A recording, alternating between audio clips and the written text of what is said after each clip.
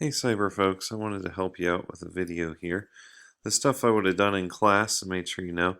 332 is actually easier than the last few we've been doing. I don't know if you remember, but way back in the year, we did this thing called Traceroute on our computer, and we traced basically the route it took to um, ping Amazon. And I don't know if you remember, but it took like 19 hops or 21 hops from our virtual machine to get to Amazon.com server. And each hop would show like the IP address, although some of them weren't shown.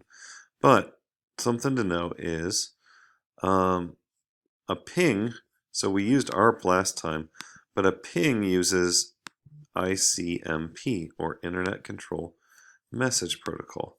This stuff, not super crazy, but when we use Traceroute, the reason I need you to know that ICMP is a word, we're going to associate with, and this is because that's the filter we're going to use in Wireshark to just look at pings.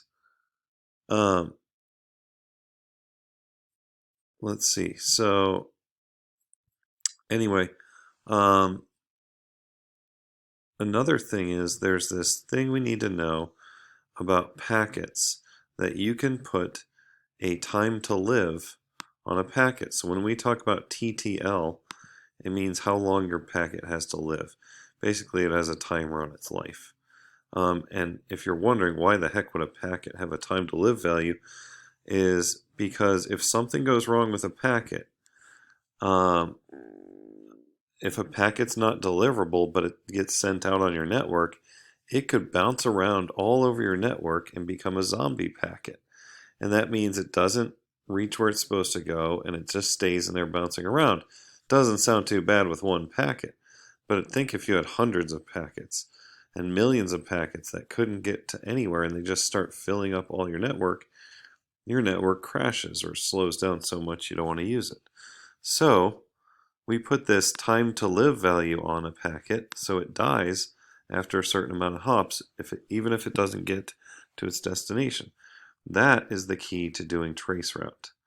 So basically, you should read through here and have your notebook open, but I'm going to skip through and show you this. Let's say we wanted to send a message from computer X to computer Z, and I want to know how many routers it's going to do to jump between them.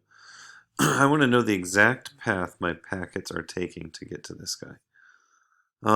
There's a good reason. We'll talk about the reasons why later, but this has good animation. So as soon as a packet gets to a router or another item, it subtracts 1 from the time to live. So here's how you can do a trace of exactly which routers. Basically, you set a packet from this computer to have a time to live of 1, which means it's only going to go one place. It has a time to live of 1. It subtracts 1 from your number and makes a 0, and it kills the packet right there. So when it kills a packet, it sends back an error message to this computer. But what's cool is, even though you typed in this guy's IP address, guess who sends back the error message? This router. So if you look in your Wireshark, and we're going to do that in a little bit, if you look in your Wireshark and see which IP address sent the first error message from a TTL of 1, that is going to be your first router it hit. So basically, you're intentionally causing an error so you can track who responds. Well, after you figure out the first router, your next goal is to figure out the second router. So you set a time to live of 2. This is what it looks like. It goes through the first one. So if you have a time to live of 2, it gets here. It subtracts 1. It has a time to live of 1. So it sends it on. It gets here. It subtracts 1, and now it has a time to live of 0, and it dies. So if it dies here, this guy is going to send an error message back. So your computer will know who the second router is by looking at who sent that error message when TTL was 2, because it went 1 hop, 2 hop, die, and they send an error. And then you'll set TTL to 3, and you can see this goes on forever until it actually reaches its message. So here's a TTL3, subtract 1, subtract 1, subtract 1, error. This guy responds, you'll notice his IP address. And then what happens on the final move? There's no error message, there's just a reply. So this guy will ping back. So you're pinging them, and they ping back, and you know if it happened on the 4th hop, that's how far away it is. It's 4 hops away. Alright, so we're going to actually look at it in Traceroute. Before we do, there's a couple good questions in here. The questions are in our notebook, and I wanted to go over them real quick. What does it mean by a network path? A network path is the route of IP addresses a packet travels to get to its destination. What does TTL stand for? Time to live. It shows how many hops a packet can be made, or how many hops a packet can make before being dropped or killed. What does the error message that's returned mean in Traceroute? It means the packet didn't get to its destination, but more importantly, in Traceroute, the reply comes from the last router it reached. And what are zombie packets and why are they bad? They're packets that don't die and they can bounce around in your network and slow it down. Okay, so now you spin up, and we're going to look at a regular traceroute. There's something called a Smurf attack that we'll look at later, which is pretty cool. If you've ever been DDoSed on Call of Duty, I'm pretty sure it was a Smurf attack. We'll look at why. Okay, so here, the first thing we want to look at is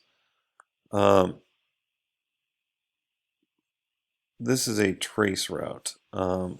So if you look at this first one, I am the source. This is my source right here. And we're trying to send a ping message. See how it says echo ping request? We're trying to ping computer 4221. That's my goal. I'm trying to send a message. But if you look at this first one, open up this thing here, and you'll see this window here, Internet Protocol Service. And you'll see that the time to live is 1. So what that means is, unless you're directly connected to this computer, that packet's not going to make it there. And if you look at it, the next message directly after that is sent back. See how I started at this guy? And it's sent back to this guy. But look who it came from. It didn't come from 4221 saying, hey, I got your message. Here's your ping back. It said, time to live exceeded. That means after 1 hop, it subtracted 1 and it couldn't set it on. But notice this. Look who it came from. That right there is your first router. Because you tried to send it to 4221 with a packet life of 1. It died, and the reply came from this guy saying, hey, your packet died. Which is pretty cool. So now I know the IP address of my first router. If you look at the activity, it says look at the first packet, who's the source and who's the destination. Oh, the first packet, sorry, I jumped ahead. The source is right here, that's us, and the destination's 4221. So, you got that. And then it said look at the second packet. That's what I was jumping to because I thought it was more exciting. Your destination is back to you, 138, and your source is the router that packet died on.